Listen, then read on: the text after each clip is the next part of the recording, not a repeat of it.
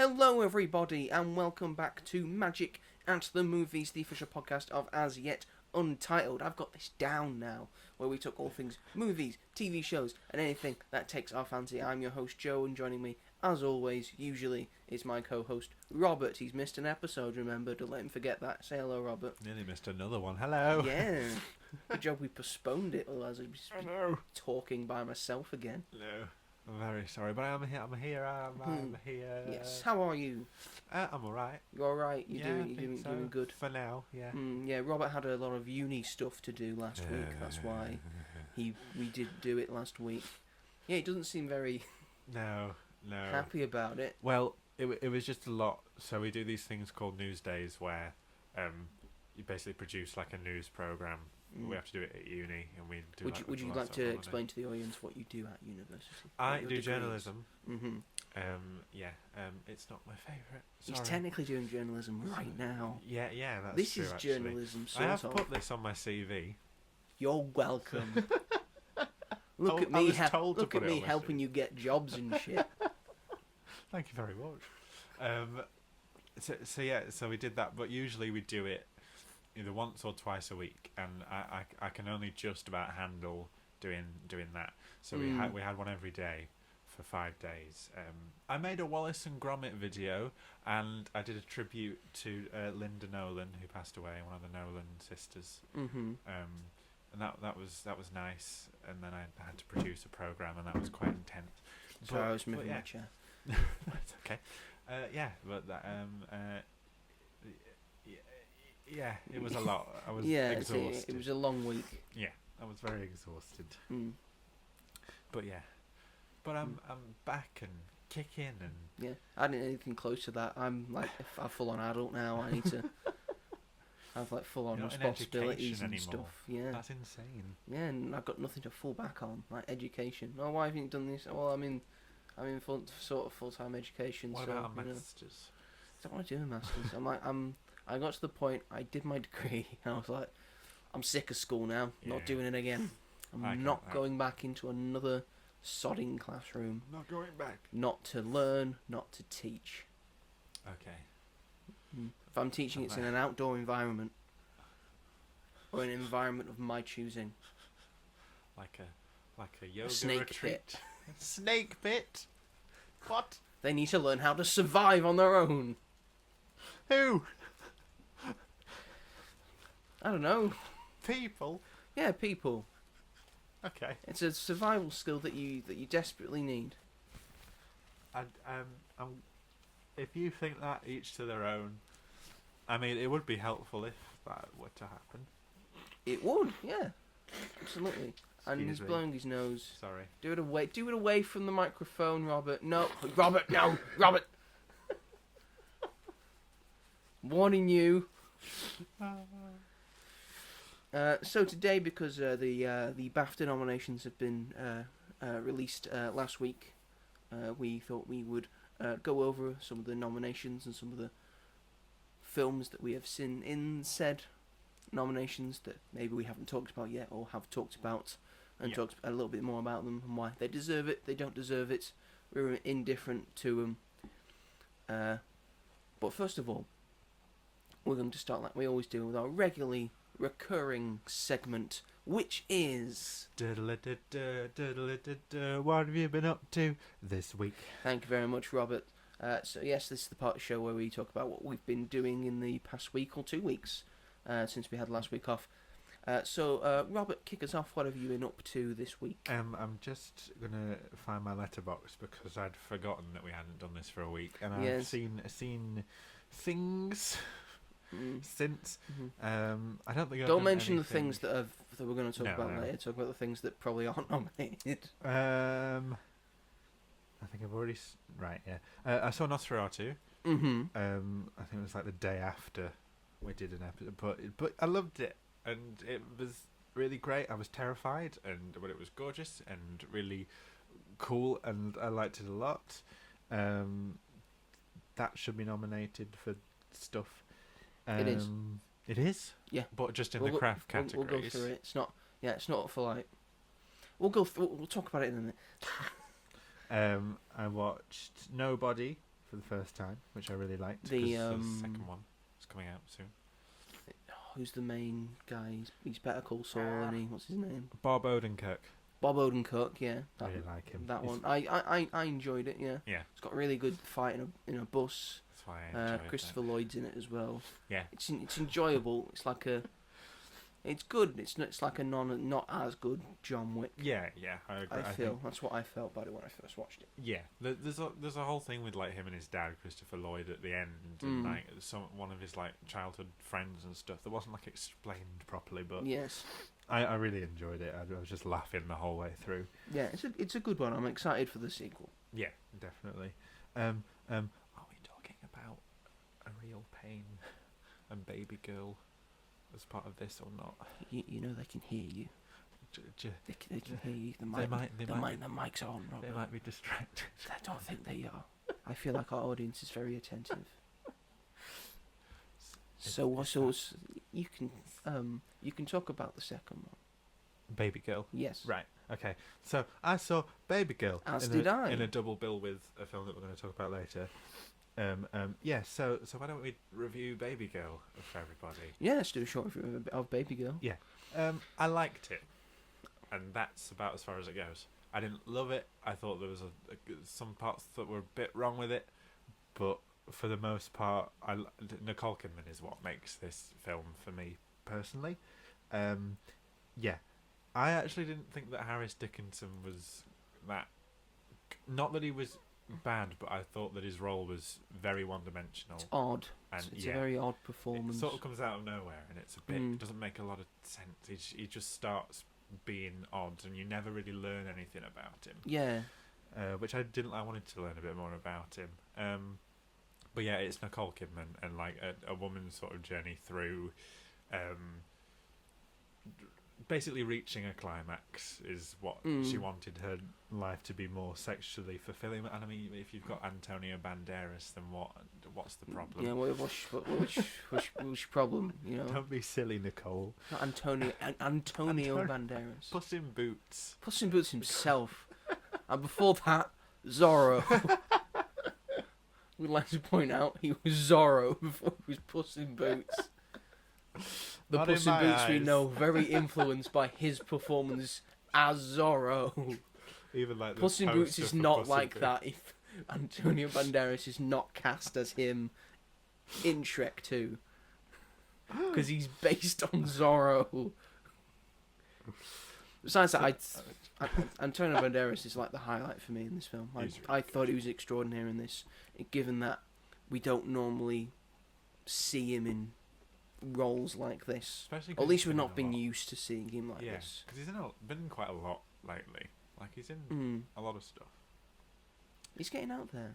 Which is great, but it's just like there was a time where it was like he wouldn't be in a lot of things, and now he's like in quite, which is great for him. He's really good in Paddington 3. I really liked him in Indiana Jones as well.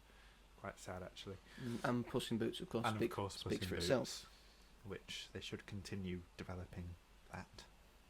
He'll be in Shrek 5. He will be in Shrek 5, but I'm nervous. Anyway, that's for that's for 2026 when that comes out. I think they pushed it back as well. Yeah, so that Minions 3 takes that spot.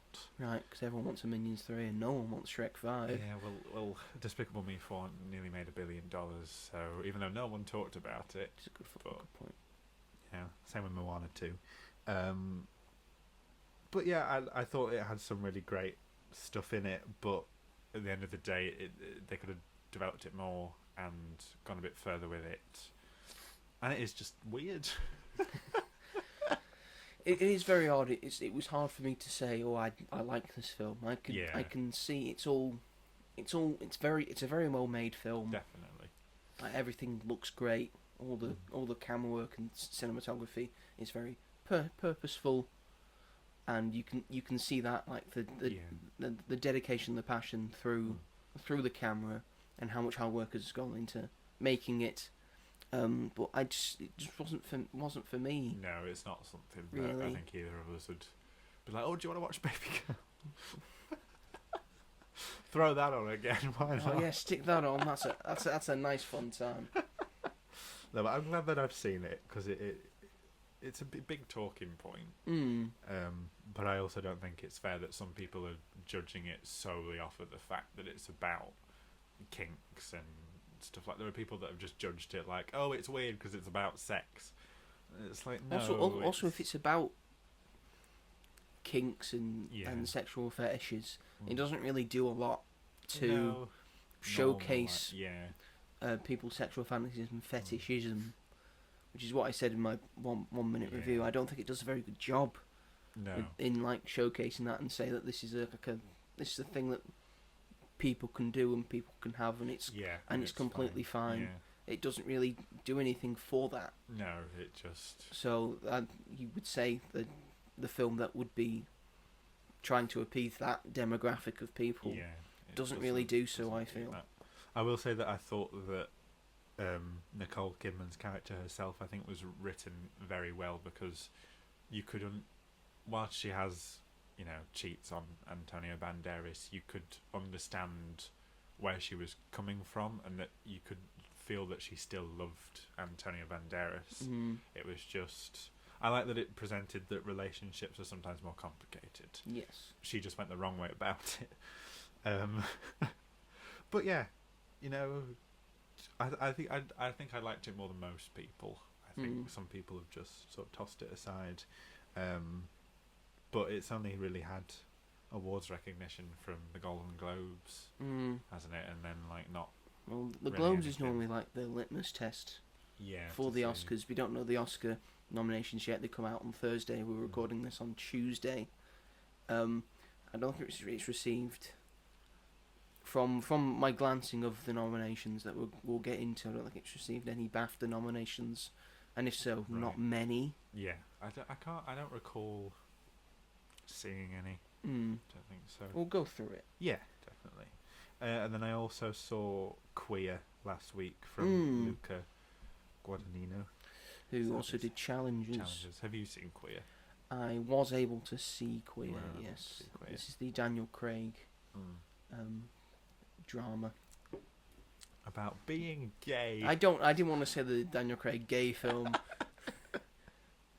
That's not what it is. It's a drama. Yeah.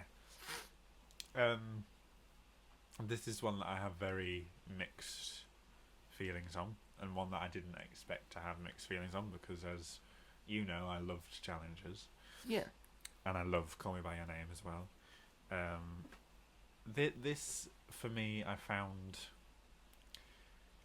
I appreciated how unconventional it was the more it went on, and I think it had moments of brilliance, like the scene where they're when they're on the drug and they're dancing, but they're their skin's moulding. That was my favourite scene in the film. I thought that was really powerful. It's the things that go outer worldly. I think were the best bits. Definitely, that was very clever, and when he's sort of using his telepathy as to what he wanted to do, when he was phasing in and out of himself.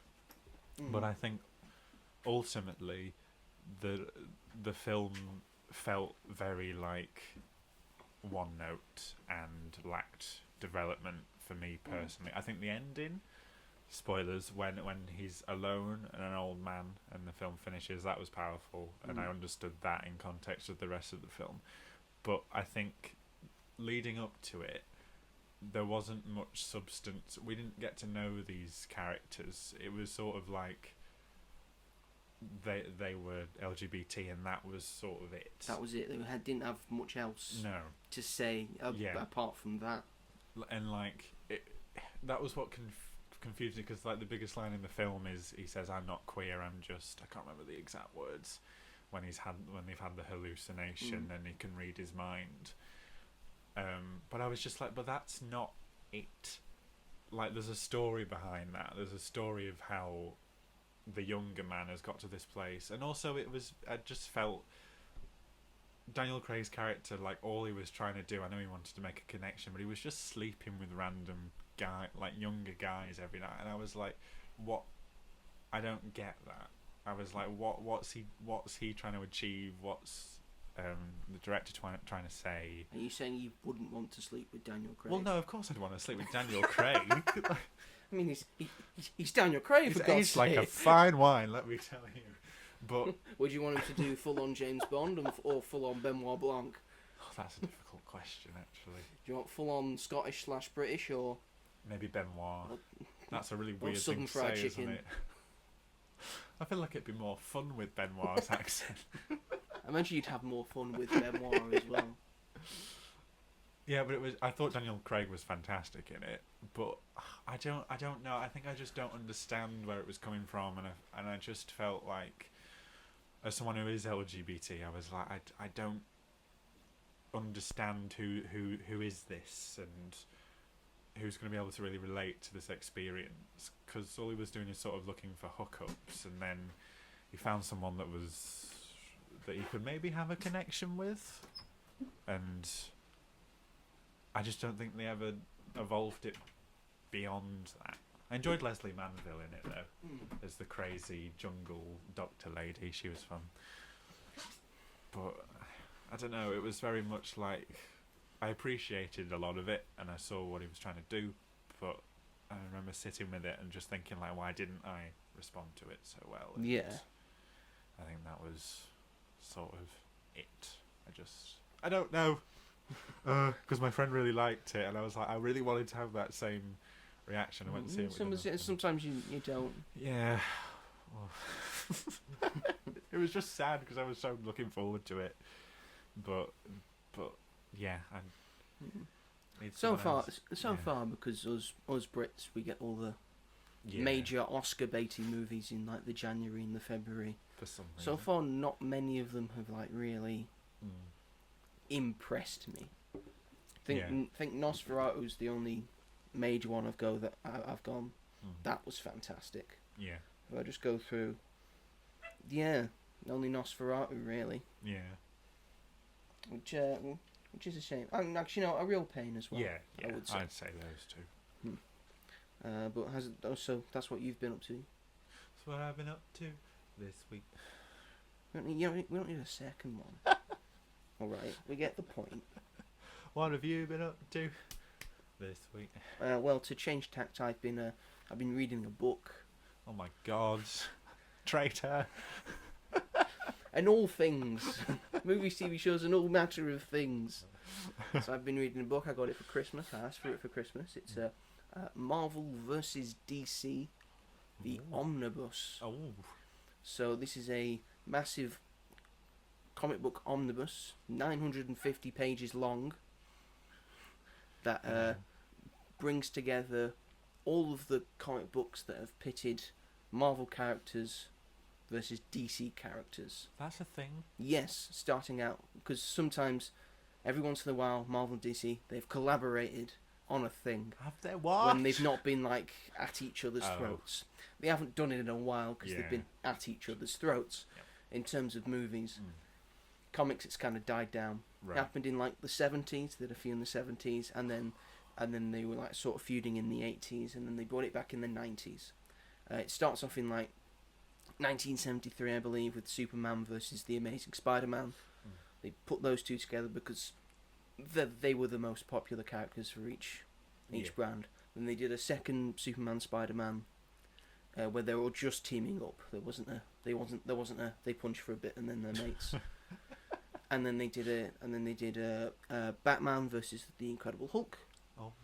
Cool. And then they did a New Teen Titans versus the Uncanny X-Men. So basically the Teen Titan group that you know. So Robin, Cyborg, Starfire, Raven, Beast Boy, Kid Flash and Wonder Girl versus the Uncanny X-Men, which is when they brought them back in the late 70s. Right. So you've got Wolverine, you got Cyclops, you got Storm, you got Colossus, you got Nightcrawler. You know, the best version of the X-Men, pitting them together. Yeah. That's where I've got up to so far, because comic books from the 60s and 70s are very wordy. But with those, I'm only like 300 pages in. I've got another 600 odd pages to go. I still need to get to the two Batman and Punisher ones. Oh, that They pitted those against each other because that'd be quite they're interesting. sort of similar, but they yeah. have different ways of going Yeah. about it. They've got a Hulk and Superman one. Oh, They've got other Spider-Man ones. Different team ups. Just the Justice League and the Avengers and all that jazz. So I'm having fun. I can't wait to read all the rest of the team up ones. There's a Captain America and Batman one that I'm looking forward to because I've already seen snippets from it because the Joker and the Red Skull team up. But then I've seen like clips of the thing of how they fall apart because the Joker finds out that the Red Skull's an actual Nazi. And then Joker goes, no way, I may be a lunatic, but I'm an American lunatic. I can imagine, like, in Mark Hamill's voice, him going like, "Holy shit!"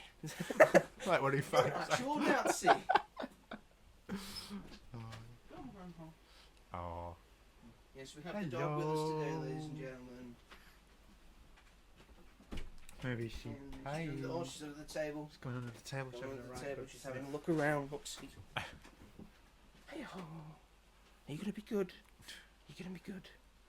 I had no idea they existed. Though. Yes, That's really they do. Cool. So, and then they also had there's a different separate omnibus called the Amalgam Era, Right. where they had the idea of let's take one of our superheroes and take one of your superheroes and mash them together and create a new one. Oh. Okay. So they're like Interesting. made like a hybrid of Wolverine and Batman.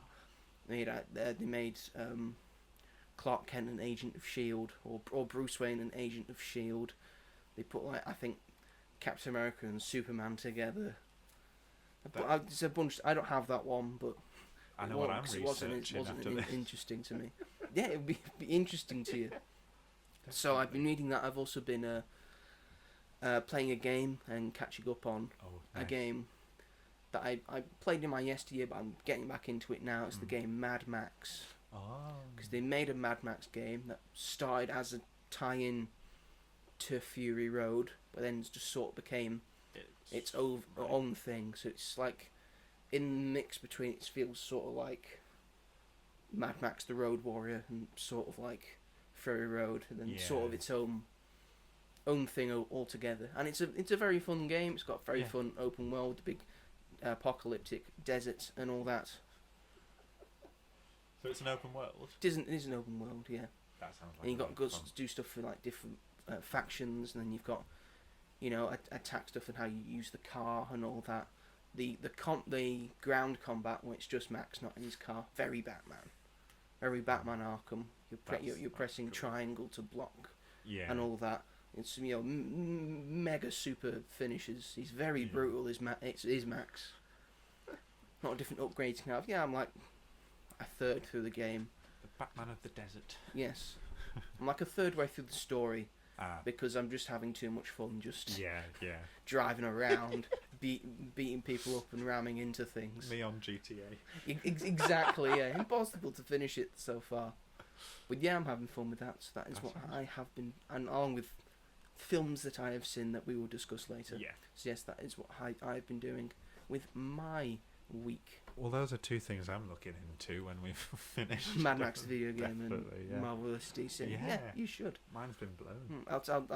I'll show you the big omnibus of it later. Oh, quite excited actually. 950 pages. It's nothing to laugh at. You saw my Superior Spider-Man one. I did. It's larger than that.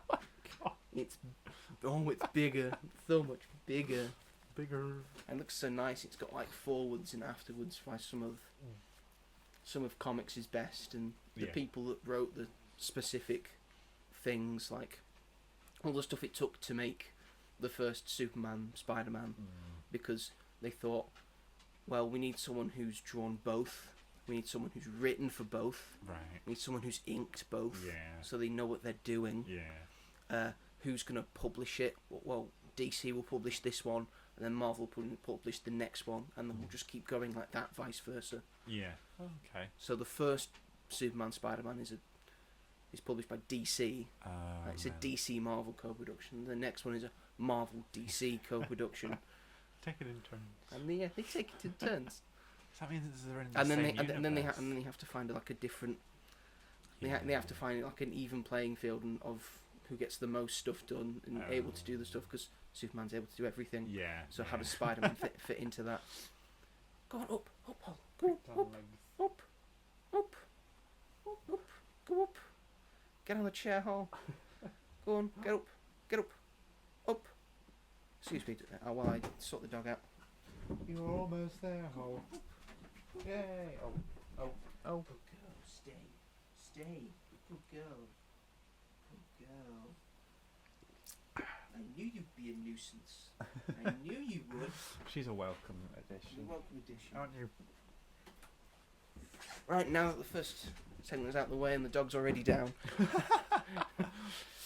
shall we get on to the main event of this podcast? Because the British Academy Film and Television Award nominations have been released to the public for the ceremony, which will take place in late February. I think it's so, yes.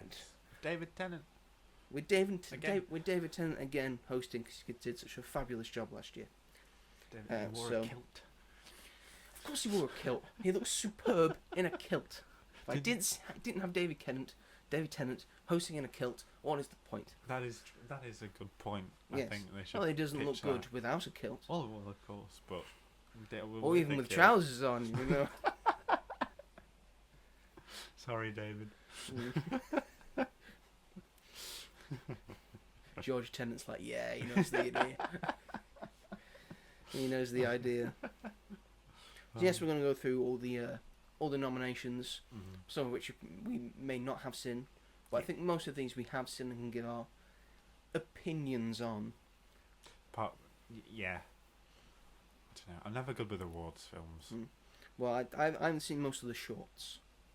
Yeah, so I'll have to go quickly over the shorts. I've seen any of the shorts. I will firstly just go over all the top nominees. So the films that have the most nominations. So Nosferatu and The Substance both have 5 noms. A Complete Unknown and Kneecap both have 6. Anora, Dune Part 2 and Wicked all have 7. The Brutalist has 9. Emilia Perez has 11. And Conclave tops the list with 12 nominations. Which I'm like, I like that it's a bit different, though. I enjoyed that film. But not to that I don't think it's... We'll get into it. Yeah. Anyway, we're going to start off with the best British short animation.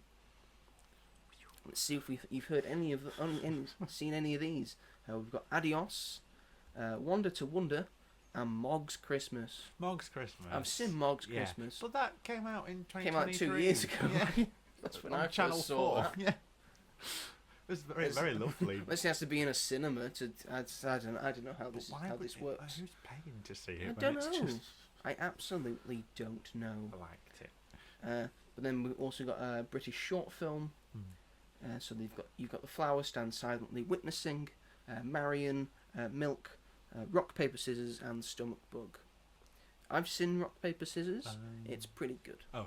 So nice. I'll say I hope that wins. But then again, it's the only one I've seen. Yeah. And then we get to all the main ones with the feature films. Yeah. We're starting off with special visual effects. Okay. Now, this is a bumper one. I feel like I think this could go to any of them. I normally I get this one wrong, so I'm probably going to be wrong for this as well. We've got Better Man. Okay. We've got Dune Part 2. We've got Gladiator 2. We've got Kingdom of the Planet of the Apes. And we've got Wicked. Shall we play a little game of who should win and who we think will actually win? Who we want to win and who we think will actually win? Sure, let's do that. This is taken from a YouTuber beyond the trailer. I apologise, but it's a really fun game. It's a good idea. I think it should go to Dune Part 2. Okay, explain your reasoning. Because it looks gorgeous. It does look incredible. And the effects in that were one of my favourite parts about that film. And I think the rest of them, well, apart from Gladiator 2, their effects are pretty good. I wouldn't say...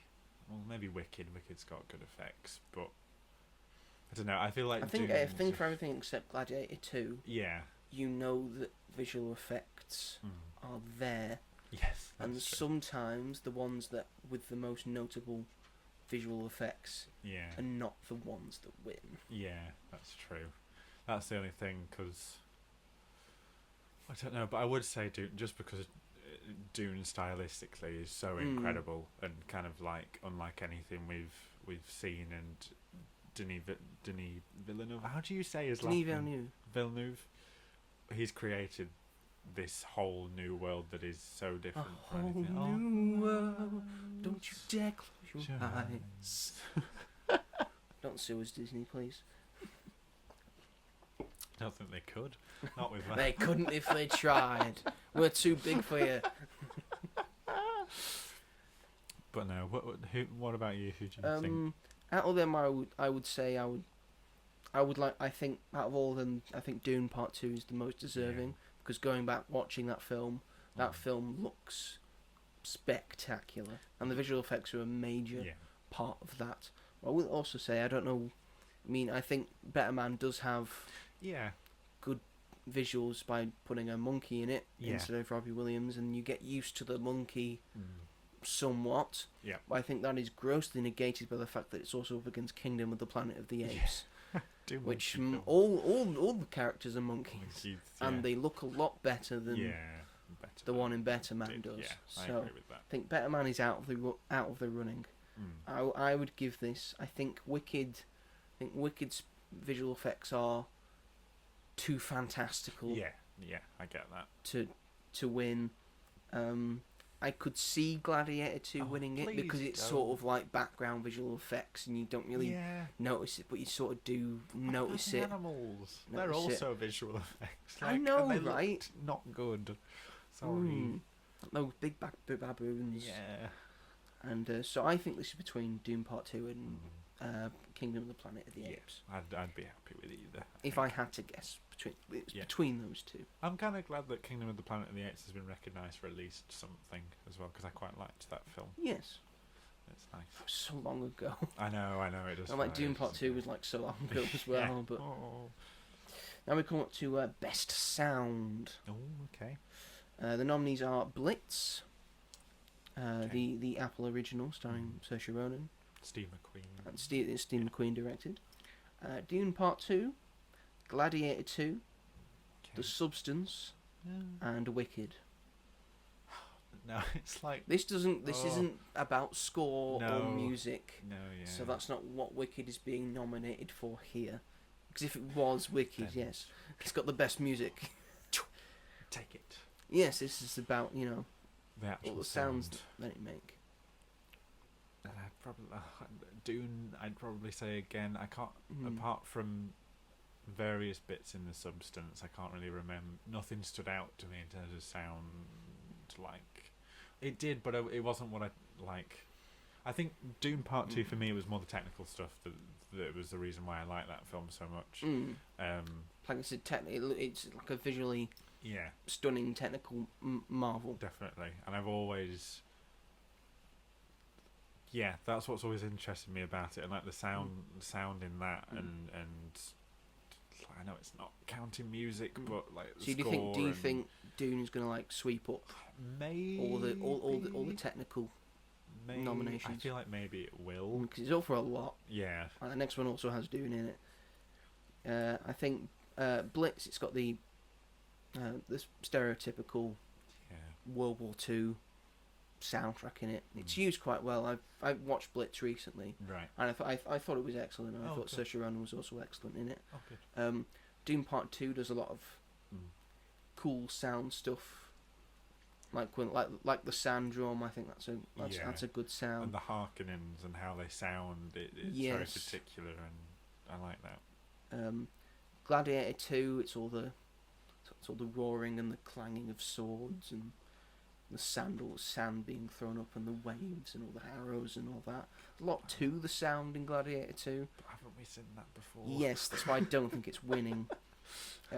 Wicked, other than the soundtrack, which this is not what it's up for. That's what I'm confused I couldn't really give you a sound that stood out.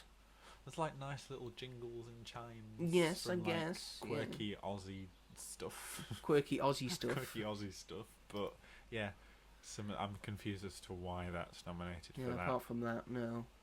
Don't know. And but what I can, for sure, be down for best sound is The Substance. Right. Okay. That sounds like when the guy was eating prawns, and it's all that. And it's like a true. very visceral, not nice to hear sound, and it makes you not find it not nice. Yeah. To hear, like all the stretching and when they're going down with the latex. That's true. And all the different sounds. So for me, I would give this to The Substance, but I could see them giving it to Dune Part 2. Yeah. I hope The Substance gets something. I hope The Substance gets some nominations, Some some awards. awards. It's up front. I mean, It's it up already for, has, it's so up that's for a good. few. Yeah. Yeah. Yeah. Demi Moore won her first Golden Globe. Very rightfully. Imagine that. Next up, we got Best Makeup and Hair. Nominees are Dune Part 2, some weird sci-fi stuff. Yeah. Amelia Perez. I can't really comment, but They made a trans woman back into a man, which is I think what they did right. in that film. Okay. I think that's what they did. That's not good. That it wasn't clear that that's what it was. I mean, it's not two different actors, is it? It was the same actor. Okay. Was that so? Do you want to talk about Amelia Perez now? Or do you want to do it in a minute? Oh, I don't. I mean, we're gonna have to end up talking about it at some point. Well, it's up for a lot more. yeah. It'd be like in every other category. Do you want to talk about when we get to Best Film? Yeah. Sure. Yeah. Okay. So that's probably why Amelia Perez has been nominated. Nosferatu, obvious reasons. The Substance, again, obvious reasons. And Wicked. I feel quite a few very deserving nominations. Oh, definitely. I think pretty much all of them, really. I mean, Dune Part 2, the standout for makeup and hair is Austin Butler in that film. Unrecognisable. Yeah. I think it's Stellan Skarsgård as well, with like the and Stellan Skarsgård his transformation as well. Bill Skarsgård, of course, in Nosferatu. I think the Skarsgårds against each other in makeup and hair. Oh my goodness! God, who's going to win it? The Substance needs no explanation for makeup and hair, does it? It's just balls to the wall, insane. And Wicked, Cynthia Erivo was painted green. Yeah, this is the thing. It's for such different reasons, because like the hair and makeup in Wicked is like perfect, but like for the film it's pretty perfect. and it looks very nice. But for like The Substance and Dune, it's like an achievement that they've been able to make that, and it's all been practical. And so it's just two very different ballparks. Who would you give this to? I'd maybe say The Substance, just because that's a massive part of the film. Is the makeup and hair? Yeah. And obviously it doesn't work without it, because all about Demi Moore. The more she goes through the film, the more she changes. Same with Margaret Qualley towards the end. Yeah, I think I would. I was going to say Wicked, but then I thought that like it's just so. Then you put your film journalist hat on. Film journalist. And got rid of your fan hat. But I was like, Cynthia Erivo's transformation is fantastic. Yes. Like she went all out on it. But I still think it's just Cynthia Erivo with green with paint. hair, and she's green. That's true. I could see it being given to The Substance, but then again, I can also see it being given to Dune. I don't think it's going to be. I don't think it should be given to Dune. I would give it to Nosferatu.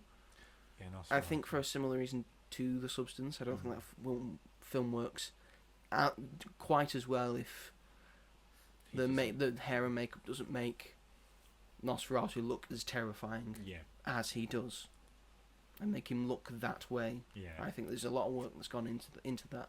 So I'd say The Substance or Nosferatu for me. Nosferatu wasn't nominated for sound, was it? It wasn't, no. I'd have replaced that with Wicked. You'd replace that with... Wow. Because Nosferatu, like, like chilled me to the bone. Like, and just like Bill Skarsgård's voice alone, which I thought was amazing. Yeah. So I don't get it. I know that like it would have probably been shortlisted, and then like the Academy of voters have to vote, and whichever gets the most votes then goes towards. But I don't know. You always wonder where people's heads are at when they vote in these things. Yeah, where they nominate things. Yeah. Next one, best production design. Ooh. The nominees are The Brutalist. First nomination for that. Well, so far. That's a big. There was an article recently that they used AI for a lot of their production design. Then it's struck him from the record books. Scandal, yeah. Can't be. Then we've got Conclave. Okay. Dune Part 2, Nosferatu, and Wicked. See those last three. We've not seen The Brutalist. It comes out this week. Yeah.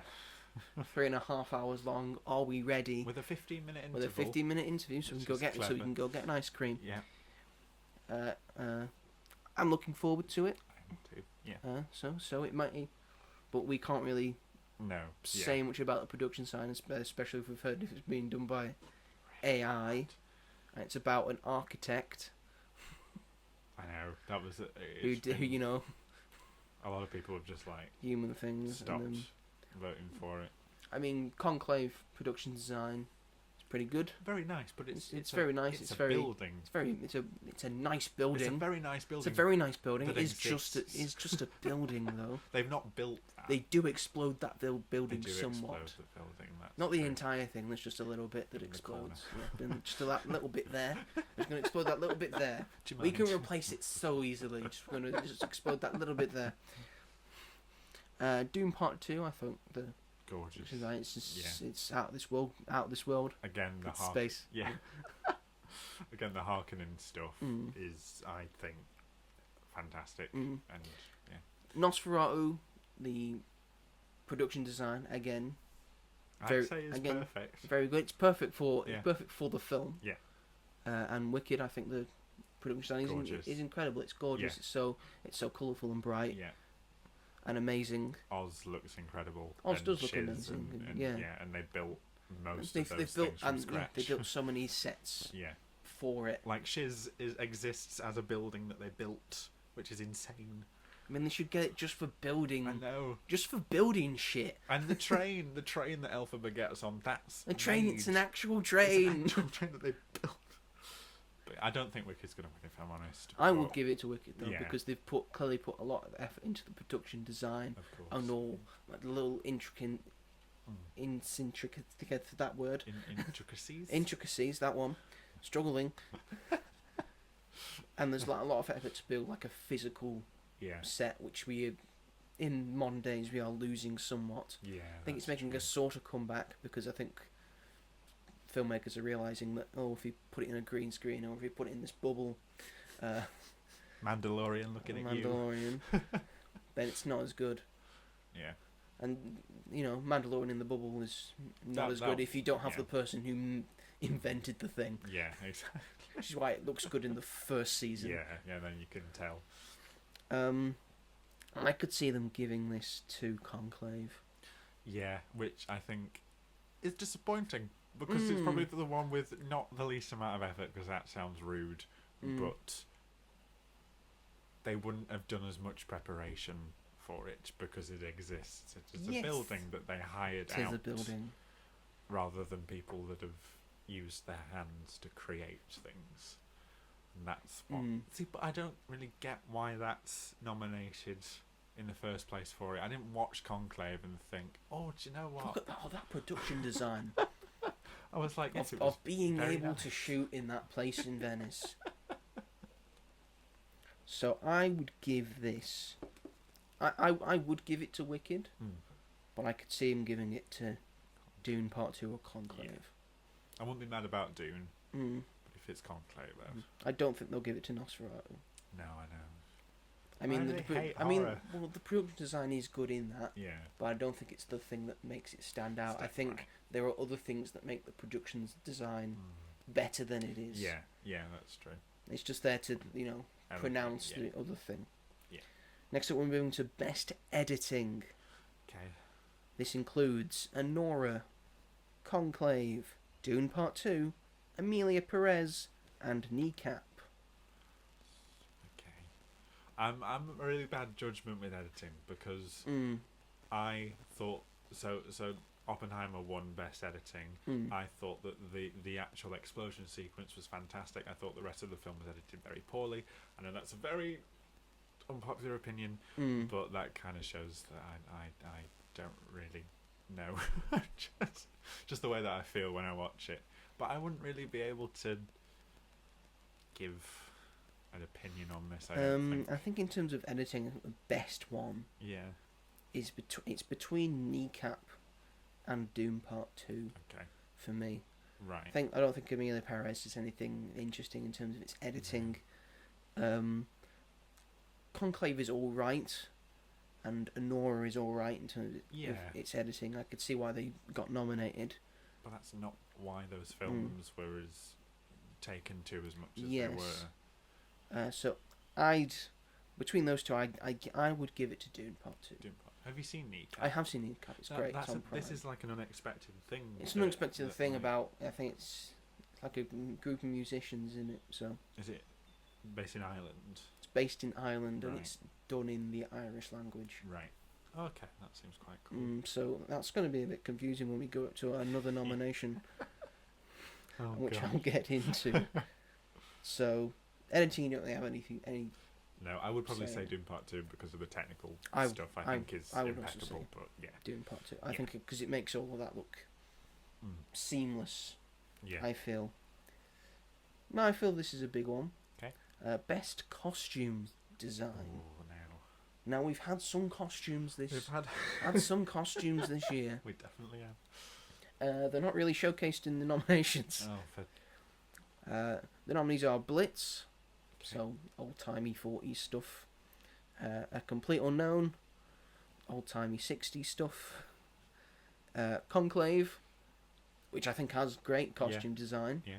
They all look so fancy in their They do look fancy. In their robes. Nosferatu. Obvious reasons. Incredible. And Wicked. For obvious reasons. For obvious reasons. I would give it to either Wicked or Nosferatu, but I think it will go to Conclave. Yeah. Which I'm fine with. Yeah. I think the red light robes and stuff are a big stand out. Yeah, like it sticks in that shot of the umbrellas. Yes, as they're walking through. Which is like my favourite. It's a great shot. Favourite shots in like cinema history, because when I was watching it, it was like my film studies brain. I was like, there's so much meaning in this shot, and it's too much for my brain. I was like, it was incredible, and a big part of that. Look at the mise-en-scène. Literally. And I don't have many moments like that, so I was, I'd personally give it to Wicked, just because I think that it's a big part of it, and they got it right, and they had to get it right. Got it perfect. Elphaba's costume, I think, is just it's going to get even better in part 2. And Glinda. And obviously, every Glinda outfit. And just like the Shiz uniforms and stuff, it's all Madame Morrible's costume, and the wizard. And people putting their different spins on the uniform, like you do in school. Exactly. It's just, it was just so fun to sort of I love the fact that Glinda never wore it. I know. She just had her own wardrobe. She had the badge, but that was fine. Okay. Let her get on with it. So, I'd say you give it to Wicked. Yeah. I'll also say Wicked, but I think it will go to Conclave. Now another big one. Best cinematography. Okay, well. Now, cinematography means a lot. Yes. It means so much. So our nominees are The Brutalist. I'm sure it's great. Judgment probably is. Reserve Judgment. Conclave. You were just talking about an incredible shot that you really liked. Dune Part 2. Speaks for itself. Is great. Amelia Perez, I think, has decent cinematography. Okay. But what I think should be the winner, Nosferatu. Yeah. Oh, yeah. I mean, the cinematography in that is just out of this world stunning. Yep. Whether it's panning and it's tracking and the just how it goes about it, and then it's turning around, and then it's using the dark space to make you feel agitated. Yeah. It's doing everything right in terms of its cinematography. So if this doesn't win, I will be very upset. Yeah.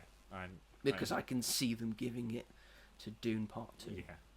But they've had a chance to do that with Dune Part 1, and while it obviously it's still very good, we've seen it before in the first one. Mm-hmm. Nosferatu, I think when you were talking about it as well, it's like we couldn't comprehend how some shots were actually filmed, because even with the carriage scene when Nicholas Hoult goes to the castle, I was like, how? Even though that shot's he's just stood there, but what's in the scene and the atmosphere and just when they're in the just everything, it was just yeah, I'd agree with that. What I will say is that I would have taken Emilia Perez out of this category, and I would have exerted in Extraction 2. Okay. Because that's just got a lot of great wanners. Yeah. And I love seeing me a wanna. Yes. Because it takes so much effort to do that, and to do it right, and to do it well. Yeah. So, I'm pretty sure Extraction 2 came out last year. 2023, I think. Well then, ignore me. Well, Mog's Christmas has been nominated. So anything can happen, really. Next up, we've got Best Casting. Now, you're going to have to tread your mind back for you to remember all the different actors and people that were in the films I'm about to say. But that's such a weird category, isn't it? I don't... Casting directors will get it. Yeah, but... You got to showcase every part of the film, of what goes into a film, and casting is very important. Fair enough. Casting the right people. Stunt category. Our nominees are... we should... Yeah, one of them. Our nominees are Anora, The Apprentice, A Complete Unknown, Conclave, and Kneecap. I've only seen... I think Kneecap is up there because I think they get a lot of things right about the actual people. Yeah. And to find people that are very similar to the actual people, I think is pretty good. I think Anora is cast very well. Yeah. And I also think The Apprentice is cast very well. Yeah. I was also going to say Conclave. I think that's cast very well. Try not put performance into it. It's about were the actors the right fit, but it feels very natural. Yes. You genuinely feel like you're watching, actual, what are they called? Priests? They're not priests. Yeah. Bishops. That's what it felt like. Bishops, yeah. And there were familiar faces that you knew, like John Lithgow and stuff like that, but he fits so well into it. And obviously Ralph Fiennes. Ray Fiennes. He doesn't go by Ralph. I got shouted at by my friend for calling him Ray Fiennes, so I'm scared to not call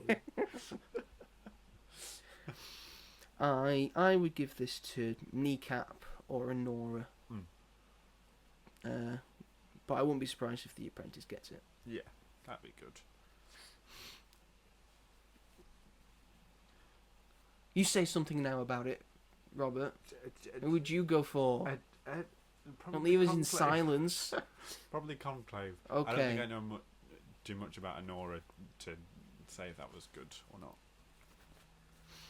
Okay, next category is Best Original Score. This is the score, not the soundtrack. You don't get to talk about Wicked. So we've got Daniel Bloomberg for The Brutalist. From the trailers, it sounds pretty good. We've got Volker Bertelmann for Conclave. We've got Camille and Clement Ducol for Emilia Perez. We have Robin Caloran for Nosferatu. And we have Chris Bowers for The Wild Robot. Oh, that's nice that it got a nomination for that. Because animation rarely ever gets anything beyond just the animated stuff, yeah. So that's nice. I would say Nosferatu should win this one. Yeah, I'd say Nosferatu too.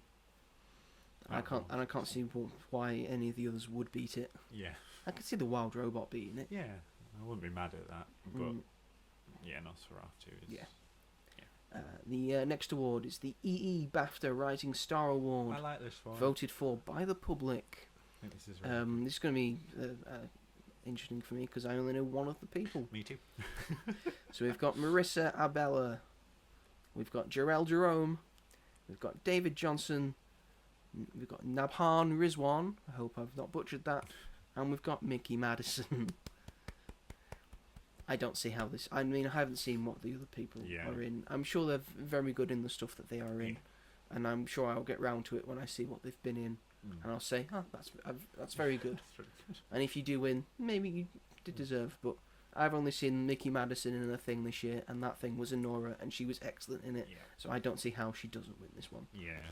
Although I wouldn't... Sometimes it can be quite unpredictable, I've found, with the Yes, because it's Rising voted Star. for by the public. Yeah.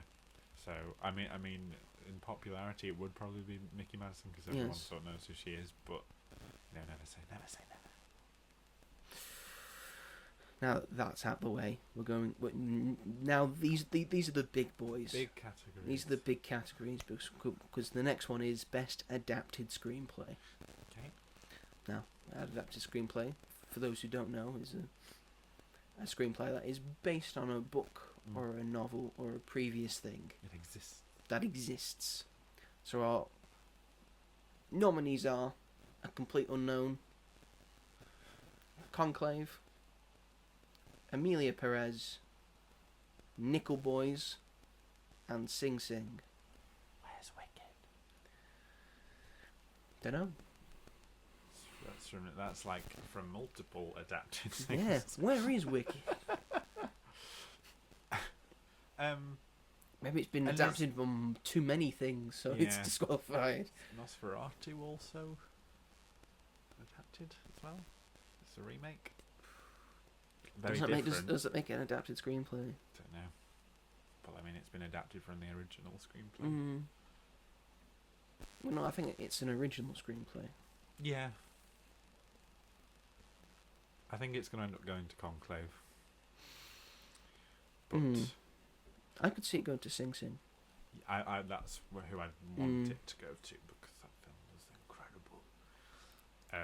And it would just be nice to see something different. Yes. Wouldn't it be nice to see something different win an award?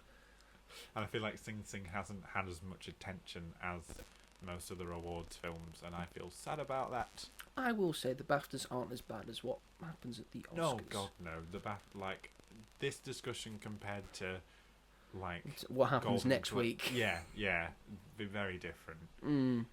But yeah, I could see any of them winning that, but so I'm gonna go with Sing Sing. Yeah, because I feel like it deserves it more than any of the others. Yeah. Next up, we got Best Original Screenplay. Yep. This is a screenplay that's just come from one person's noggin. Which is very rare. Very rare these days. So the nominees are Anora, The Brutalist, Kneecap, A Real Pain, and The Substance. Oh God, there are 3 of those that I'd be happy if any is of them Anora, did. A Real Pain, and The Substance by any chance? Yeah.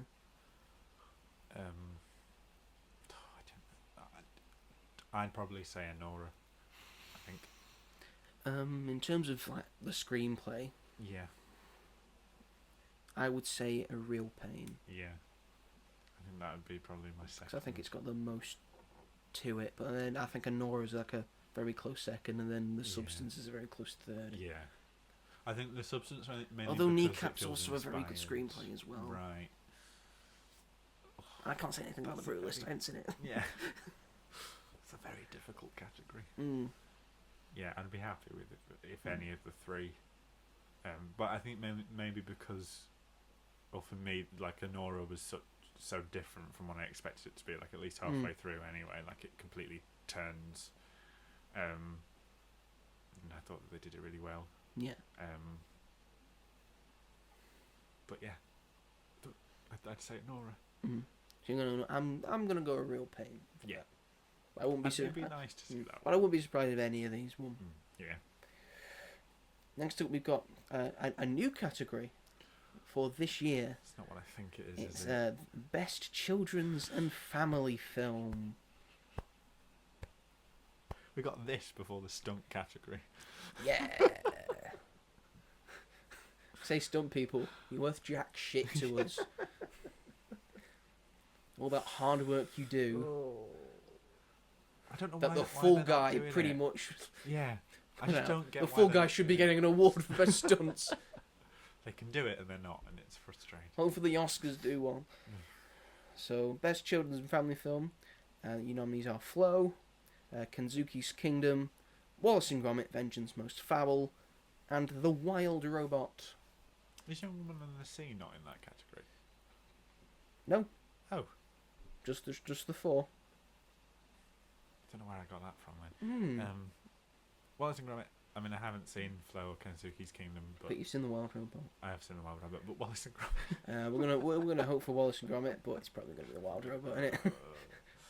Just like the next category, Best Animated Film. See, this Your is the nominees are thing. Flow, Inside Out 2, Wallace and Gromit, Vengeance Most Foul, and The Wild Robot. But every nomination in the children family film, they're all animated films. Yes. So what's the point?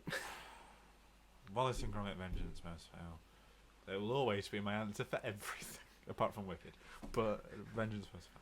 And the difference between children and family film and animated film category is one film. And what is it? Kenzuki's Kingdom is swapped out for Inside Out 2. What's the point? Apart from that, they're both the same. But I'd beg to differ that they should be swapped, because I feel that Inside Out 2 is probably trying to appeal more to the mainstream, and Kenzuki's Kingdom, it's not got that much attention to it. A lot of children and families probably haven't seen it. I didn't even know it existed. It's a novel that I studied in primary school. Michael Morpurgo. Oh, Michael Morpurgo. Boring. I like Michael Morpurgo. He's done Yeah, some pretty good books. I like Kenzuki's Kingdom and War Horse. Yeah. Fair enough. You leave Michael alone. Could never get into him. So, animated film. We hope for Wallace and Gromit, but we know it's probably either going to be The Wild Robot or Inside Out 2. Yeah. That's the fact of the matter. Yeah. It's the BAFTAs. Could be Flow, because Flow won the Golden Globe, and everyone was quite shocked because everyone thought that The Wild Robot was just going to have a clean sweep, and it didn't. I haven't seen Flow. I don't It might think not it's have a been clean released sweep. in Imagine the if The UK. Wild Robot doesn't win any I know. of the animated feature films. That'd be quite bad because everyone was so sure. Went from Inside Out and then to The Wild Robot. I mean, and then... it's the BAFTAs, the British Academy. Yeah. So maybe Wallace and Gromit will have a clean sweep. If I was in the room, I'd be like, and like 16 years in the making. Come on. Yeah, it's taken so long. Moving on, we've got Best Documentary. Our nominees are Black Box Diaries, Daughters, No Other Land, Super/Man, the Christopher Reeve story, and Will and Harper. That's the Will Ferrell one. Yes, isn't I it? can only speak to two of these because the last two. Yeah. Those are the only two that I have seen. Between those two, I would actually give it to Will and Harper over Christopher Reeve, which I did love. Yeah. But I think Will and Harper is better. Yeah, and they're different documentaries. And as yeah, well. very different documentaries. Yeah. I haven't seen Will and Harper, but the only one I've seen is Yeah, you should. Super Yeah, you Slash. should. Yeah. I think it's on Netflix, I believe. Yeah, So yeah. you have no excuse. I have no excuse. You have no excuse. For every film I haven't seen. So next we have the best film not in the English language. This rules out all the British and American ones. Yep. Let's just get down to the nitty gritty films. Yep. We have All We Imagine Is Light, Emilia Perez, I'm Still Here, Kneecap, and The Seed of the Sacred Fig. I feel bad because I haven't seen any of them. I've seen 3 of them. What's the other one? I've seen All We Imagine Is Light, which is pretty good. Oh, okay. I'm a hope for Kneecap, but it will probably be Emilia Perez. I've not even seen it. Although both, have stuff in English, Yeah. Which. but you have to be majority in the Yeah. other language, and they both are in the majority the other language. I Yeah. feel so. That's fair enough. What's going to win? Spanish or Irish? I would hope that the Irish language gets some love. Yeah, I think because, well, not that it's the same, but when Banshees of Inisherin came out, that won a lot from BAFTA, I think. Yeah, because it was a great film. Yeah, fair enough, but everyone was like shocked because it was an Irish film. It's not in the Irish language. No, though. no, it wasn't. This is an a Irish full-on yeah, Irish film. but I think like they do favour maybe. I don't know. That's what we hope. Yeah. Next up, we have the most outstanding debut by a British writer, director, or producer. This is a nice category. This is I a very like nice this category for people that have Yeah. done a good thing for their country. Yes. So, nominees are Horde, Kneecap, Santosh, Sister Midnight, and Monkey Man. I've only seen Monkey Man. For me, it's between Kneecap and Monkey Man, and I would give it to Monkey Man. Let's give some love to action, Yeah, that's to the true. action genre, and Dev Patel, who directed it. It was his dream to direct that kind of movie, and that movie specifically, and he did a damn fine job in his first outing. Yeah. So for me, Monkey Man. Yeah. But it'll probably be Kneecap. Mm.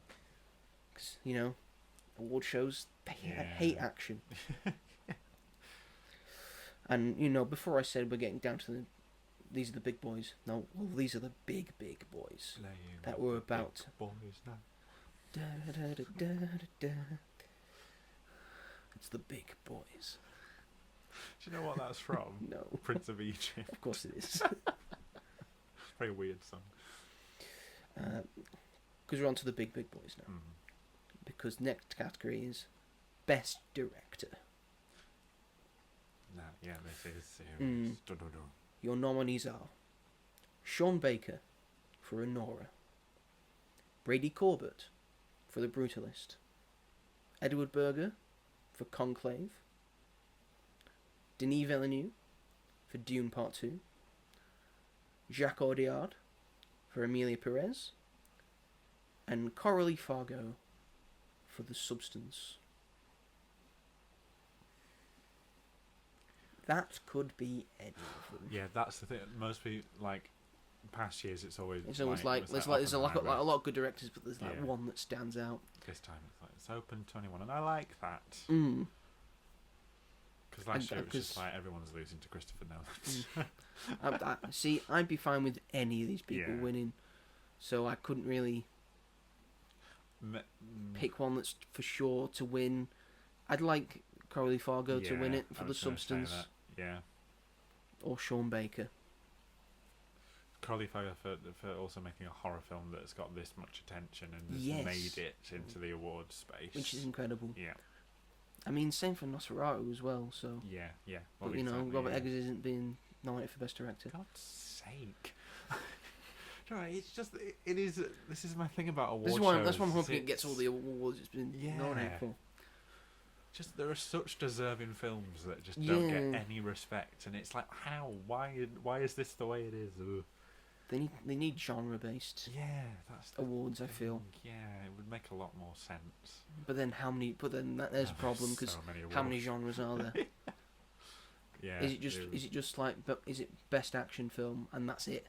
So you have to put in all the different kinds of action films in there, like the main ones are best drama, best horror, best action, best musical. Best musical. That'd be a fun We don't get a category. lot of musicals in a year though, so. That's true. Yeah. Best comedy. Best comedy. Comedies don't get shit. It's like the funniest film I think on these awards is A Real Pain, and that while is it's funny. It's quite funny. It's quite depressing at one point. So yeah, I'm fine with anyone winning that award. But I'm hoping for Coralie Fargo or Sean Baker. Yeah. Best supporting actor Da-dum. is our next category. Your nominees are Yura Borisov for Anora. He plays Ivan. Right. Yep. Kieran Culkin for A Real Pain. Jesse Eisenberg's not nominated. I can see why. His Mm. performance is fantastic, but I get why he's not, and Yeah. Kieran Culkin is. We've got Clarence McLean for Sing Sing. We've got Edward Norton for A Complete Unknown. We've got Guy Pearce for The Brutalist. And we've got Jeremy Strong for The Apprentice. Okay. For me, it'd be... What's it? Sing Sing. Clarence McLean. Yeah. I agree. Because That's- he's not a professional actor. That's like an incredible story if he wins it. So I hope he does. Yeah. But yeah. I could see Kieran Culkin Yeah. just I'd be walking, happy just with walking that away as with well. it. Yeah. 'Cause he I was don't know why fantastic. Edward Norton's here. Like, he's not bad. It's It's not bad, just... it's not an outstanding I performance. didn't watch though. it and was like, wow, Edward Norton. Like, I was just like, yeah, he's a pretty cool guy. Yeah. And your best supporting actor category should make you go, oh my god, that guy. Even though he's not the main, it doesn't make me go like that. I find it a bit... And weird Jeremy that- Strong in The Apprentice is also incredible. Yeah, yeah. I find it a bit weird that Kieran Culkin's in supporting. Yes, because he's very on the forefront. I understand why they could say he's the Yeah. supporting actor. But I feel they're quite equal leads. I know it's Yeah. not really from his perspective, it's more from Jesse Eisenberg's, but I don't know, because they have like equal screen time, I'd say, so I'm Pretty not much. sure, but that's the way they've decided to do. Anyone you would say should win that? Should win it. Mm. I mean, Clarence... feel really- McLean. Yeah, I feel really bad for getting it wrong. Just for like what you said, the story alone, and just when I watched it, I was like, have I seen him in something before? I feel like I've seen him in something before, and he's never been in You anything. haven't, This no. is his first thing, and he's absolutely incredible. But also Kieran Culkin, because he is fantastic in that film. I've also seen just a news excerpt from where I'm reading it from. For the new category of Best Children's and Family Film, they didn't even nominate Paddington in Peru. Like, it doesn't make sense. If you're gonna do it, Do it properly. yeah, do it. Yeah, but like there'd be, I'm sure there'd be others as well that could have been nominated that we've forgotten right now. But it's give up. Tired. I mean, Like we've still got a few awards That left. Christmas would have been a nice, like, it wouldn't have won, but it would have been nice to Yeah. at least have it nominated. Put that in there. Lovely little film, Yeah. like a children's Love Actually. Honestly. Not that that's probably good for awards people for that description, but still. Still, actually, yeah. Less sex in Yeah, it. less but, you know, less sex. Don't worry, but no one's horny. no. Well, two people are Yeah, horny yeah. for each other. Yeah, But it's a kid kind of horny. They like each other. Yeah. But we don't know what that word is, so we're just saying Yeah. they're kid horny for each other. Next category is Best Supporting Actress. Your nominees are Selena Gomez for Emilia Perez. Holly's doing something weird. It's weird.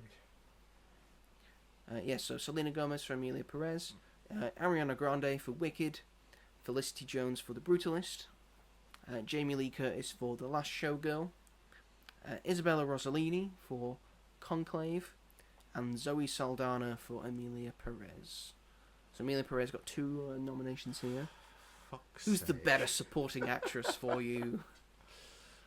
I think this. I mean, I'd go for Ariana Grande for multiple reasons. Yes. But I'd also say I think there would probably be. I'm sure there'd be even better nominations they could have gone for. Because while I think she's incredible, Yes. I don't know. Because Isabella Rossellini was brilliant in Conclave, but she's not in it that much. Yes. She has like 4 scenes. How much appears. do you need to be a Yeah, supporting actress yeah. or a supporting actor? That's the problem. Her scenes are great, like especially like her big one near the end. Yeah. I haven't seen Emilia Perez. I haven't seen The Brutalist. I love Felicity Jones though. But you had seen Emilia Perez. No. But I've seen But enough. but you've got things to say about it, dear. The stuff I've seen, I have hated.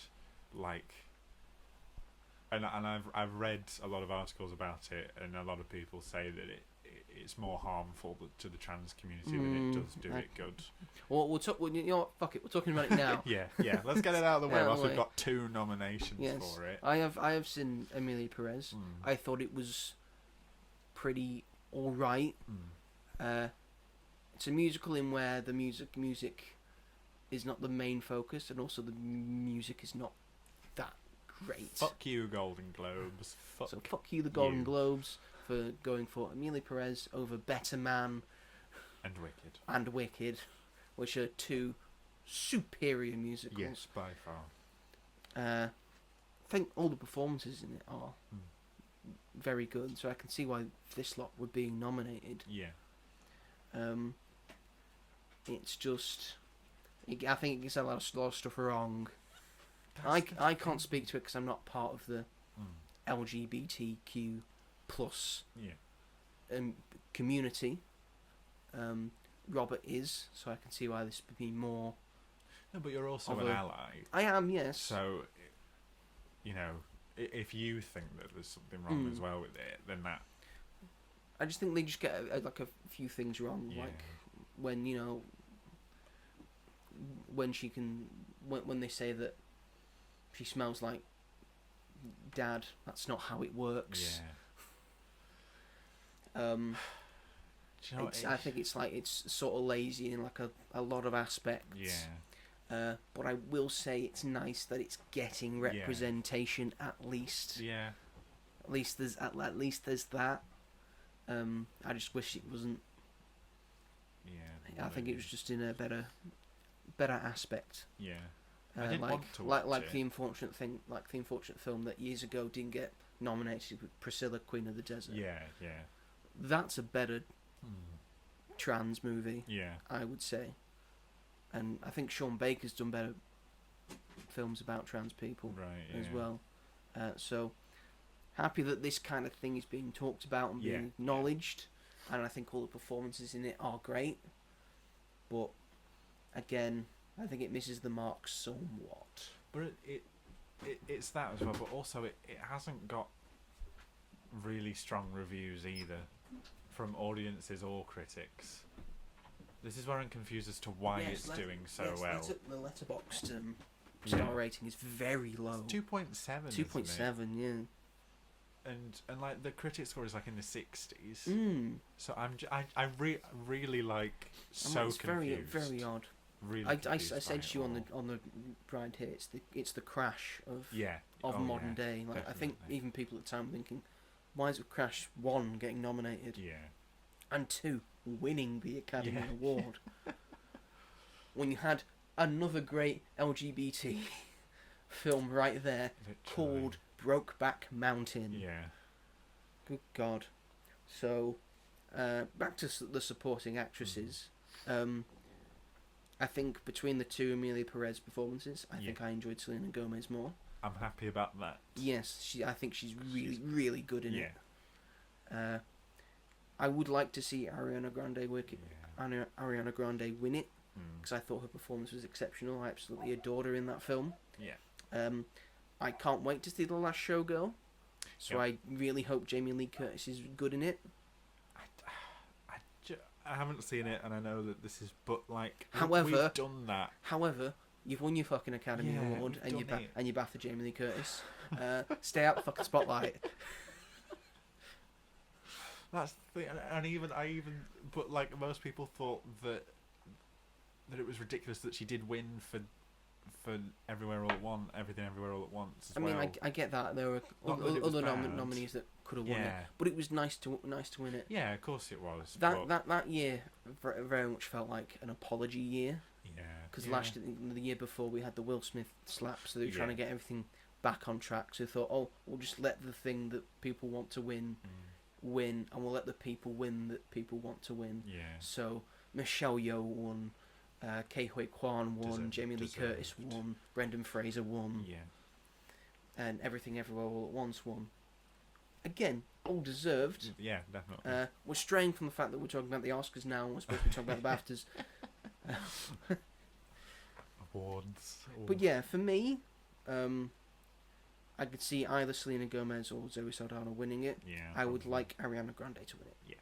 I can't say much Definitely. about Felicity Jones in The Brutalist, but considering they've got supporting actress and supporting actor, and coming up leading actor, Yeah. I would assume there's a lot of very good performances in that. Speak of the Devil, Best Leading Actor category. Our nominees are Adrian Brody in The Brutalist, Timothy Chalamet in A Complete Unknown, Coleman Domingo in Sing Sing, Ray Fiennes in Conclave, Hugh Grant in Heretic, and Sebastian Stan in The Apprentice. A lot of very good performances in there. I'd be happy with anything apart from Timothy Chalamet. Well, Timothy Chalamet. I think it's a good performance because I think it's very like Bob Dylan. Shall we talk about A Complete Unknown? Sure, let's do it now. We've both seen it now. Yep. I thought it was fine.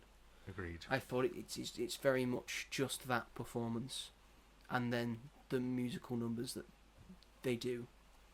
Yeah. And apart from that, it's fine. Yeah. It's nothing much going for it, and all the other performances I thought were mediocre to forgettable at best. Yeah. No disrespect to any of the actors No. in it. I'm sure you did your best. Yeah, I do agree. I did enjoy it. I enjoyed it more than I thought I would because I didn't like the trailers. I was just like, right, I don't care. Every time they came on, I was like, no interest. But I saw it yesterday with a few friends. I think it still made you go to the cinema, right? Yeah, well. Still did its job, eh? But we all kind of said the same thing, and it's that nothing that big happened in his life. No? Yeah. He cheated on his girlfriends, Mm. and he changed his music and was sick of playing one song that everyone liked, and that was kind of it.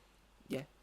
And that I was not, and that the film wasn't bad. What it was like solid. It was solid direction. It wasn't flourishing in uniqueness or anything. It was just straightforward. I just feel it just went from moment to moment to moment to moment to moment to moment to moment without really, anything else about it. It's not like been like a seamless thing, or how do you get from this bit, or then it weaves into this bit, and this is how we get to this bit. So no, it's just we're just gonna put in all the stuff that is talked about in the book that this has been adapted from, and just do the big moments in that, and then we're just gonna film them. That's what. And that's it. Yeah. When you say that, it's very much what it sounds like. Yeah, it was a difficult one because I gave it a higher star rating than you did. Yes. But when I think back to it, I was just like I don't, and I thought that Timothy Chalamet was okay. I mean, I have no knowledge about Bob Dylan or anything. Like, I don't know any words to any of his songs. You were listening to one on the car. Well, yeah, but I don't really listen to Bob Dylan that often. Yeah. But I was actually genuinely surprised at how many I actually knew. Yeah. That was probably quite a fun game. Because I knew like a Rolling Stone, I knew Blowing in the Wind, I knew The Times They Are Changing. I knew Blowing in the Wind from an advert. I knew like a Rolling Stone because I've heard it on the radio. And I knew Times They Are Changing because it's at the start of Watchmen. Oh, I see. That makes sense. The Zack Snyder's Watchmen. Because that's where I know that song from. But yeah, I don't know. It just felt a bit pointless. Is that really what I thought? Like, what's the point? He's also not dead. Yeah, it was like he's still playing, and I was doing like, a biopic about someone who's not dead yet. I thought he was dead. I understand, like 3/4 of Queen aren't dead, but the main one's dead. Yeah, I mean, like Elton John isn't dead either, but his story had substance. Yeah.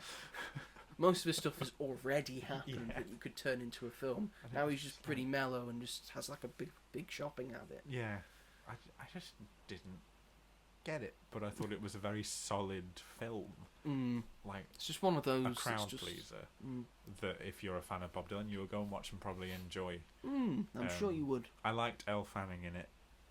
Personally, for me, she was one of the standouts, but it was a shame that she had to play the role of girlfriend that gets cheated on and goes back for him. And that was the thing. I didn't feel any sympathy for him. I thought all the way through, maybe not at the start, but the more famous he got, Yeah, the more of an arsehole he got. I couldn't relate to him. No. Just like, and he doesn't change. By the end, he doesn't. I mean, he He's has the like a same. moment of recognition when he sees Woody Guthrie, and how things have changed. But he was still an arsehole. He was like horrible to anyone who disagreed with him. He was just in a mood. He'd go for a strop. He'd walk out of rooms. He'd rev around on his motorbike, and I'm like, look at me go vroom vroom. So he didn't change. So why am I here? What's the point? No redemption Oh my arc God. at all. But So, you know what? So going back to the nominations, we don't think Timothée Chalamet should win it. No, sorry. Again, haven't seen The Brutalist. No. But I'm sure when I see it, Adrian Brody's going to be up there. Really good actor. I would really like to see Coleman Domingo win it. Yeah, so That would be fun. Ray Fiennes, I understand why he's here. I don't think he's winning it.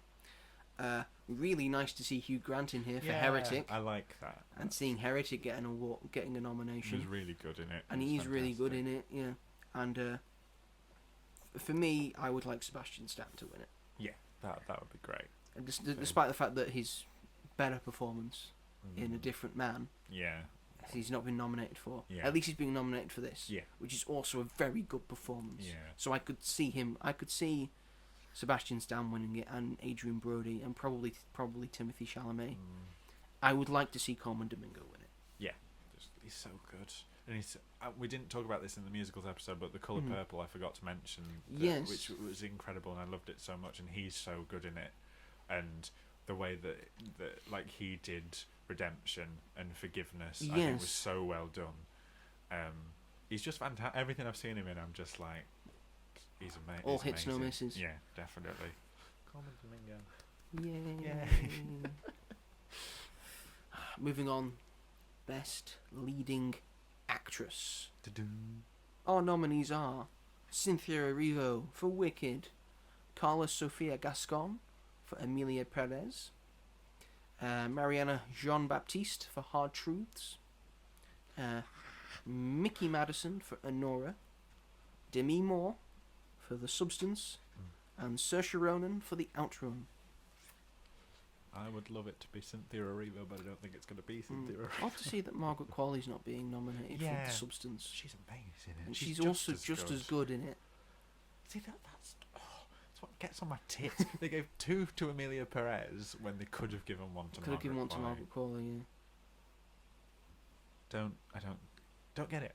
I don't get it. I think it should be 1 nomination per film, and I know that like there can be an equal amount of good work, but just like it's just not fair to other films, is it? Like broaden it out. Yeah, or change the nomination per award show, if so. But in terms of the nominations that we do have, who do you want to win and who do you see winning? Cynthia Erivo, because I personally have never felt a performance as emotional as that. The dance scene, I know we've talked about Wicked extensively, but the dance scene with her and Glinda I've cried every time I've seen it, and I've seen the film 4 times. So and he's seen the stage production twice. That was all last year, so I've seen the story 6 times in total. But I just connected to it so much, and I just thought that she was perfect, like the perfect person to play her, and every emotional beat. Again, like I felt her performance, it. But Demi Moore would be also great because she deserves it, and quite likely too because of the Golden Globes. Mikey Madison as well. It's fantastic, to do films that are aimed at more like teenagers, like Bottoms and Scream, and then to do this. And the fact she's not Russian. And she's not Russian She's as well. not Russian. She had to learn some Russian. This category is null and void for me, really, because you've pissed me off. Because if people recall, last year I watched a film where I said, "What a performance! If they don't get nominated, then it means nothing to me." Because Kate Winslet for Lee is not here. Yeah. And she gives one of the best performances of her career and one of the best performances I've ever seen. and she's not nominated. I mean, thank God Saoirse Ronan is Yeah. nominated. She also gave an incredible performance. I'm gonna have to go for Saoirse Ronan to win, but quite frankly, I don't care. I don't care about this category. Fuck you. Fuck this category. You've got it wrong. You've got it absolutely wrong. I know there are a lot of very stellar performances, clearly from last year, because they're all here. But you've left out one, But the best one. Lee is a British film, right? It is a British film, yeah. So That's being yeah, but the performance has not been nominated. that's the thing. Like, it's the BAFTAs. Yeah. So why why would you go isn't for it? a British one? Oh, I don't get it. You've only put one, I think, British film on here, and that's The Outrun. Yep. For performances. Cynthia Erivo's British, doing an American accent Okay, well, or Aussian accent. we'll take that. It's also the only British one here because Saoirse Ronan's Irish. Oh yeah. But is she Northern Irish or Republic of Ireland? I don't know. Do you want me to search it, or would that take too No, long? let's take this. Doesn't matter. So, I could see anyone winning it. I would like to see Saoirse Ronan in it, but also fuck this category. You got it wrong. No, that's fair enough. We only got 2 categories left. First up, it's the one with the most nominations in it. Not surprisingly, because it's the BAFTAs. The most outstanding British film. There are some weird ones in there. Yes, we'll go through them in a minute. Our nominees are Bird, Blitz, Conclave, Gladiator 2, Hard Truths, Kneecap, Lee, Love Lies Bleeding, The Outrun, and Wallace and Gromit: Vengeance Most Foul. Let's get the obvious ones out the way. Love Lies. Conclave. I guess it's got Ray Fiennes in it. I'm sure some of it was set in Yep. the UK, because you've probably learnt this in film studies, that there's a lot of stuff that, like, the British Film Institute has like a list of things that you need to have to be considered a British film. And quite frankly, a list of categories, it's bullshit. Because it's so easy to pass that stuff. And it's like a point system as well. Yeah. So the more points you have, you're probably more likely to be a British film. Like, because, I mean, Gladiator 2, like, a big thing about that being a British film. Yeah, but It's mostly just down to the fact that it's directed by Ridley Scott. like, that doesn't make sense to me. I'm sure some of it was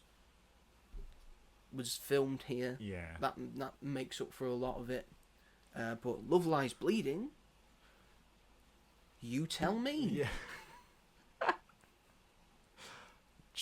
You couldn't get less British. I know. They're in like the deep south. Yeah. They're not. Yep.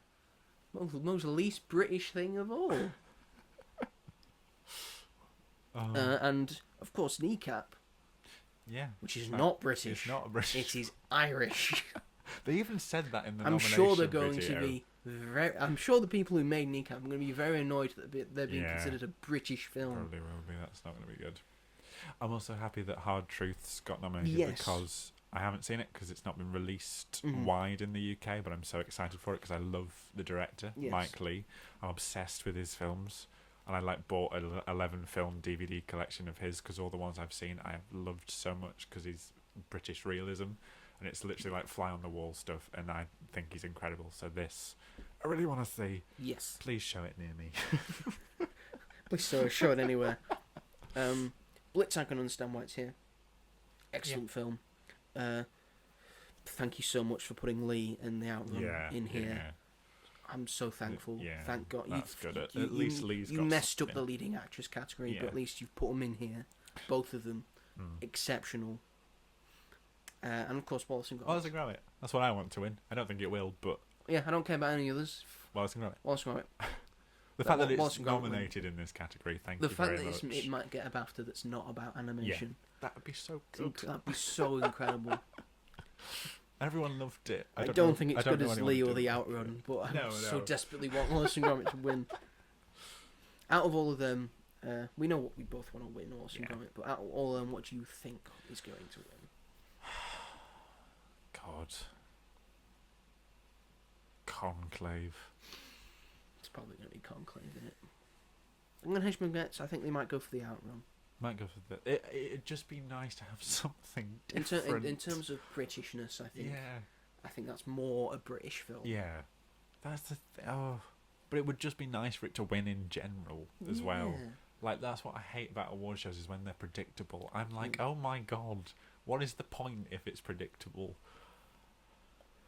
What I also don't get is that Love Lies Bleeding, this is its only nomination. Yeah. I love that film. That was in my top 10. It's a good film. It's not a British film. No, it's not a British film. It's its only nomination, though. It's not nominated in any of the other categories.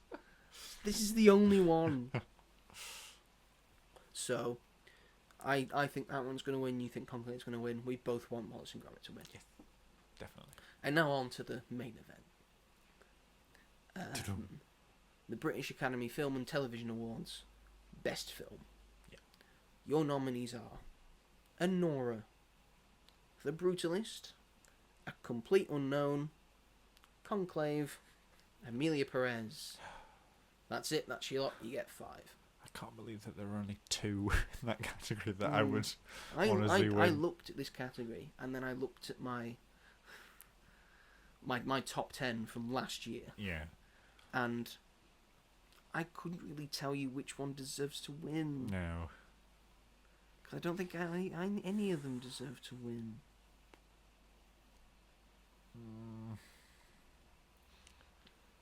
I'm just thinking, I just saw so many films that I thought were better than these. But then again, I haven't seen The Brutalist. It's the only one I haven't seen, and apparently it's excellent. It's winning all the awards and all that. So that might be the best one. I don't know, but I haven't seen it yet. But Wicked's not on here. Lee's not on here. The Outrun's not on here. Civil War's not on here. Civil War's not on there. Fucking loved that film. Yeah. So many people hated it. Like, it's on Prime now. Watch it. It's great. So good. I think just based on where it ranked in my list for last year, I would go for Anora. I think Conclave's going to take it. I loved both nearly equally. Anora edges it out a little bit more, I think, because of Mikey Madison. Yeah. Because it's such an unexpected turn. Is it Mikey or Mickey? I saw her Criterion closet and she said Mikey. So it's Mikey then? Yeah. If she's calling herself Mikey, then it's Mikey. Can't say, no, you're wrong. You don't know what your own name is. Which Anora's getting a Criterion release in April, which is cool. I would go. I don't think Anora's going to win it. Yeah. I think Conclave's going to win it, and I'm not mad about it because I loved it, but I again, like you, I think there was better options. I think I'm the same with you. I think I would like to see Anora win it, just for the fact that I think Sean Baker deserves it. Yeah. But I think what will actually win is between Conclave and The Brutalist. I hope not Amelia Perez. If Amelia Perez, because it's already been voted wins for. Best Film, they know who's winning it, and that would have been done. Maybe before everyone who didn't like it came out and said fully. So that's why I'm nervous. I think that's what happened with the Golden Globes as well. But the Golden Globes is a bit of a. Quite frankly, no one gives a shit about the Golden Globes. It's all over the place. You've been going on for so long, and the only reason you exist is because the people who run it just want to meet celebrities. Yeah. That's all the Golden Globes are for. Catherine Hahn should have fucking won for Agatha all along, not Jean Smart, who's won twice for the same performance. But it was because it was a Marvel fucking thing. I don't know how Jeremy Allen White won as well. Well, exactly. Oh, we could talk for ages about but we have been. Yeah.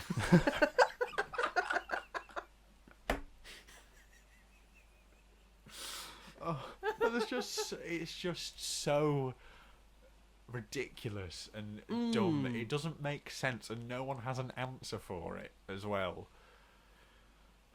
No one tells you why this is nominated and this isn't. It's just these are what we have voted for, so you these have are the to go nominations. It's in nominations. You just have to fucking deal with it. I genuinely, what would help is them uploading videos of their awards voters explaining why they're voting for the films that they're voting for, why the nominations have got that far. That I think that would be really good. It'd be really insightful. Would make more sense. They wouldn't really do a video on the films they haven't nominated. You know. I am not nominating this film because. But you know, like a round table. It is my job. I had not seen it. Well, like a round table with awards voters discussing, you know, what they're voting for and what they're not for reasons. That's a recent funny video. You know, Anti-Donna, which we talked about previously. They did the fun too. It's like, you know, they do an actors round table and they do a directors round table. Yeah. They've decided to do like a parody of the round table, but instead of like actors and directors, it's catering staff. Sounds quite good. It's good. It's funny. So yeah, that is what we think of the BAFTA nominations. Some things right, quite a few things wrong. Some things shouldn't be there. Some things that definitely should be there. I feel like we're having the same conversation every year. Yeah. New year, same old shit. Yeah. Same old shit. Same old shit. Beating a dead horse. We need your dramas. Come on. We need your period pieces. Someone have cancer. Someone be on drugs. Come on. We Live in Time didn't get anything. We Live in Time didn't get anything. I don't think it deserved anything, but not for not even nominated for best British film. It's the most British film I've ever seen. Literally. That should have been in children and family film. It's a family. I think you misunderstand. It's a family, what the innit? category's about. There's a child in it. Just making a family film. Anyway, that's our thoughts and opinions on that, and that is the show. That's the show. Is that the show? I think that's the show. That's the show. Thank you very much, everyone, for watching and listening to this podcast, wherever you're listening to this to. If you're watching this on the YouTubes, feel free to give us a like and subscribe and push the bell notification on as you're entitled so you never miss an episode. Where else can you find us, Robert? On Spotify. Yes. And Apple Podcasts. Yes. And Amazon Music. Yes. And wherever you may get your podcasts from. Correct. Robert's now an AI. So that'll be a good thing for the next thing we film. If you want to get in contact with us, we have a Blue Sky page. Just type in Magic at the Movies. I'm sure you'll find us. Bless you. If you want to get in touch with us personally, I am the Mighty Joe 888 on Instagram. Robert is Rob G Hall. That is not my street name. On Instagram. Not my street name bit, just Rob G Hall. Yeah, just Rob G Hall. It's what he writes on the side of buildings. I am Banksy. Rob G. That is the show. Next week we'll probably be going over the because the Oscars nominations coming out on Thursday. We'll probably be doing them next week and probably talking about some things that we thought the Oscars should have done better. Yeah, mainly because I don't think there's like a film coming. Oh, there's Brutalist. There's the Brutalist, which we'll be able to talk about anyway. We might be too tired. Flight Risk. It's by Mel Gibson. Is he not the problematic one? I mean, he has been. But he did also do Braveheart and Passion of the Christ. And then Passion of the Christ. I mean, it's got its... That's there's two Jesus films. There's the Martin Scorsese one with Willem Dafoe, The Last Temptation of Christ, and then there's Passion of the Christ, which is propaganda. The Martin Scorsese one hasn't come out yet. No, is it Martin Scorsese? I can't remember, but the Willem Dafoe one, Last Temptation of Christ. That's the one that's doing a Jesus. Yeah. But there's the Willem Dafoe one, which is like about Jesus. I think he comes back. It's also Life of Brian as well. Life of Brian as well. But Passion of the Christ is the really, really, really religious one, like the problematic religious one. Okay, well, we may see Flight Risk. Not fair. We might be too tired because we've seen The Brutalist. It's 3.5 hours long. Good point. and look forward to that. Thank you everyone for listening, and we will see you all in the next one. Bye. Bye. Bye, everybody. Oh, there's a fly. Where is it? Swat it. I got it. There we go. Anyway, thanks everyone. Take care.